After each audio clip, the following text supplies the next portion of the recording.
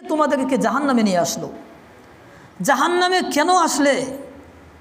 কোন বদ আমল তোমাদেরকে জাহান্নামে নিয়ে আসছে? তখন তারা বলবে, ক্বালু লাম নাকু মিনাল মুসাল্লিন, আমরা নামাজি ছিলাম না। ওয়ালাম নাকু নুতঈমুল মিসকিন, এবং মিসকিনকে খানা খাওয়াতাম না, অর্থাৎ যাকাত দিতাম না। কারণ নফল দানের জন্য কি হয় না? শাস্তি হয় না। তাহলে জাহান্নামী মানুষগুলো জাহান্নামে কেন যাচ্ছে? প্রথম কারণ হচ্ছে যে লাম নাকু মিনাল মুসাল্লিন, আমরা নামাজি ছিলাম না, এজন্য জাহান্নামে আসছি।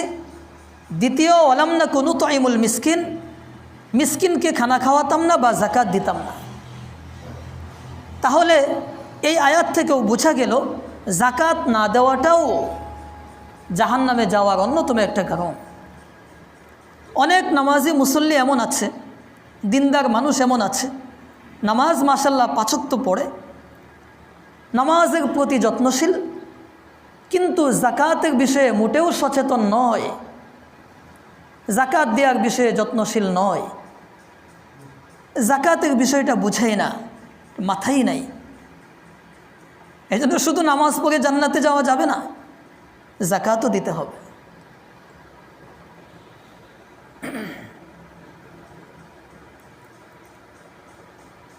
আমরা অনেক সময় এটা ভাবি যে বৈধ কিংবা অবৈধ সম্পদ জমা করলে এবং সঞ্চয় করলেই সম্পদশালী হওয়া যায়, কিন্তু আল্লাহ তাআলা এক উল্টা বলেছেন। ভাই, আপনি 2 2 4 গুনলেন, 2 2 4, কিন্তু কার জন্য গুনলেন? আপনার জন্য না সন্তানের জন্য? আপনি বৈধ অবৈধ সাদা কালো সমস্ত টাকা সম্পদ আপনি জমা করলেন, 2 2 আপনি 4 গুনলেন, এটা কার জন্যে? আপনার জন্যে, সন্তানের জন্যে। আল্লাহ তাআলা যদি বরকত নষ্ট করে দেয় তাহলে আপনিও পাবেন না, আপনার সন্তানও পাবে না। এমন কত দৃষ্টান্ত আমাদের সমাজে আছে।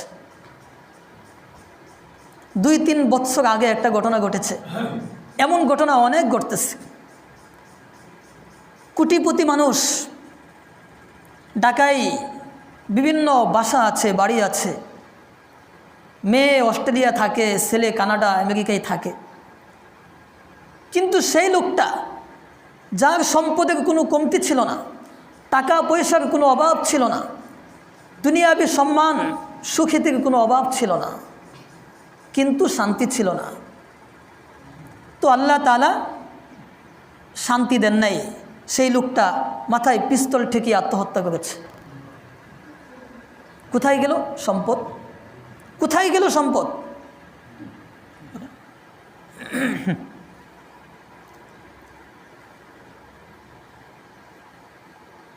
আল্লাহ তাআলার ওয়াদা কখনো মিথ্যা হয় না।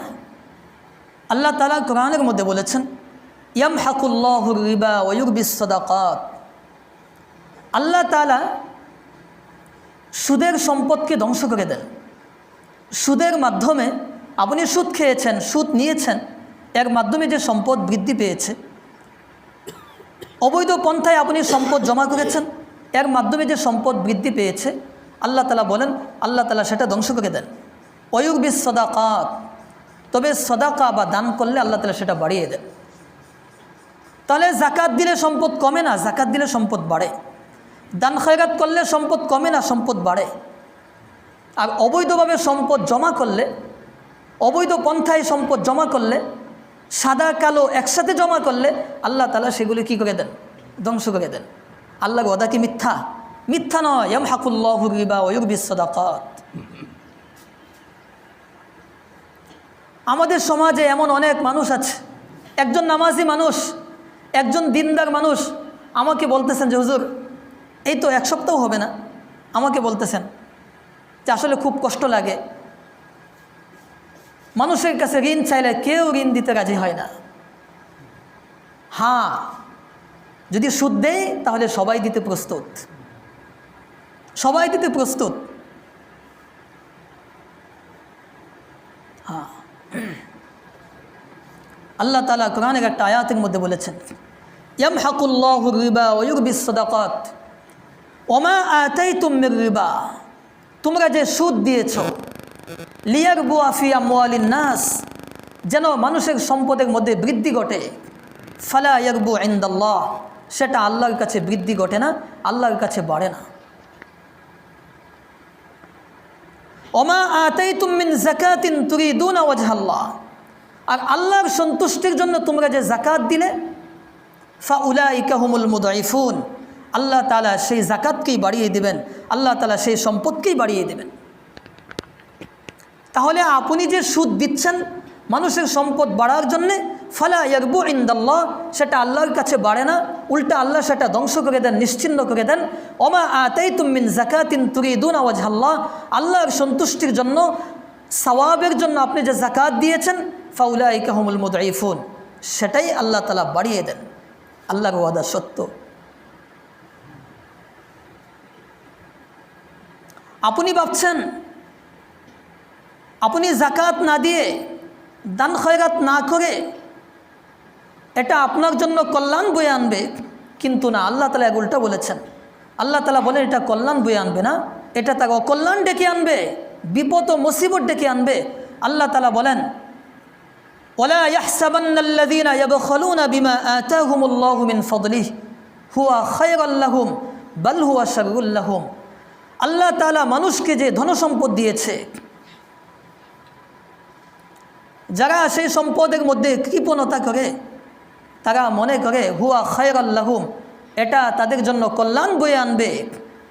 আল্লাহ তাআলা বলেন না, বাল হুয়া শাররুল লাহুম, সেটা তাদের জন্য অকল্যাণ ডেকে আনবে, তাদের জন্য বিপদ ও মুসিবত ডেকে আনবে।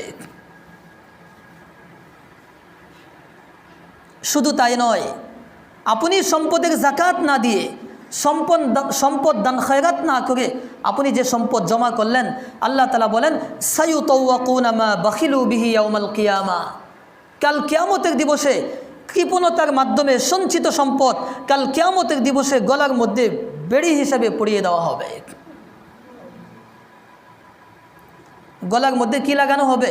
বেড়ি লাগানো হবে। আপনি কৃপণতা করছেন, যাকাত দেন নাই, দান খয়রাত করেন নাই, মসজিদ মাদ্রাসায় দেন নাই, গরিব মিসকিনকে সাহায্য সহযোগিতা করেন নাই, আপনি ভাবছেন এটা কল্যাণ? না, এটা অকল্যাণ।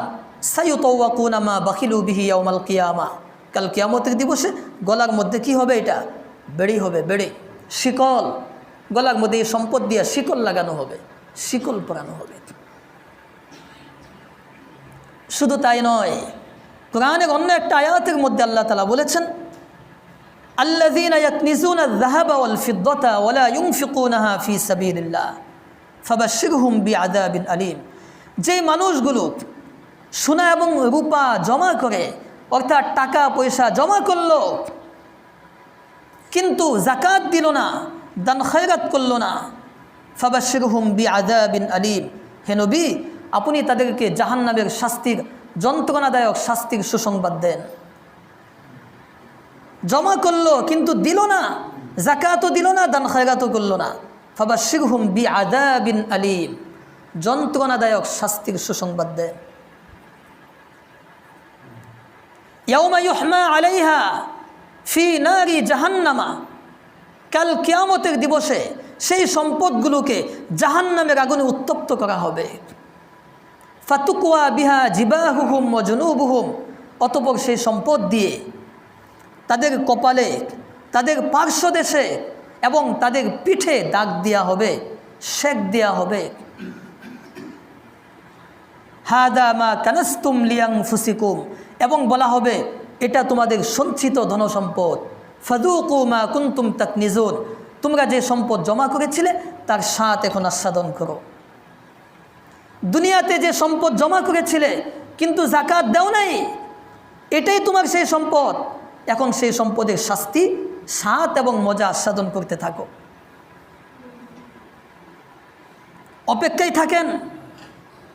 এই সঞ্চিত সম্পদ জাহান্নামের আগুনে উত্তপ্ত করে আপনার কপালে দাগ দেওয়া হবে, আপনার পার্শ্বদেশে দাগ দেওয়া হবে, আপনার পিঠে শেক দেওয়া হবে এবং বলা হবে, মজা করে বলা হবে, এটা তোমার সঞ্চিত সম্পদ, এক স্বাদ আস্বাদন করতে থাকো। অন্য হাদিসের মধ্যে আসছে কবর জগতে এই সম্পদগুলো, যে সম্পদের যাকাত দেওয়া হয় নাই, গরিব মিসকিনকে সাহায্য সহযোগিতা করা হয় নাই। এই সম্পদগুলোকে ভয়ঙ্কর সাপের আকৃতি দেয়া হবে।